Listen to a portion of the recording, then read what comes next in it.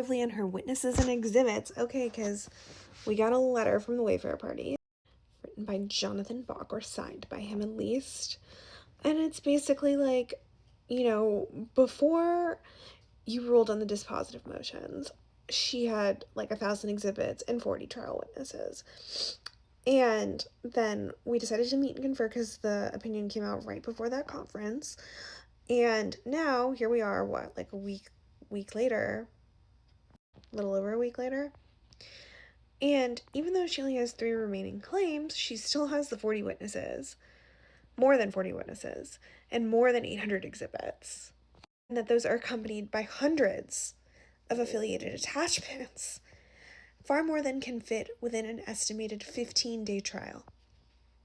To give the court a flavor of what's been happening, Lively identified 68 new exhibits for the first time just after midnight and provided reviewable copies of those documents at approximately 3:40 a.m. this morning.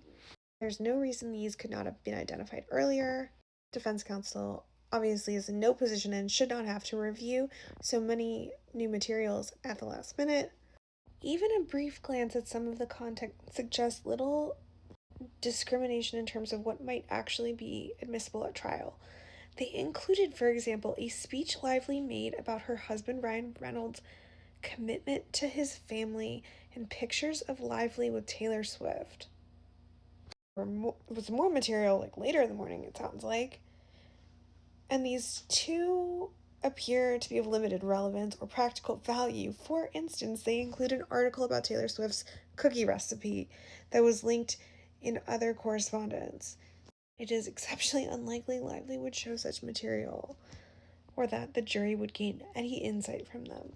What do they want? They want an additional week to note objections to the 68 exhibits, direct Lively to narrow her witness list, or at least delineate between primary and rebuttal witnesses, and direct Lively to narrow her exhibit list.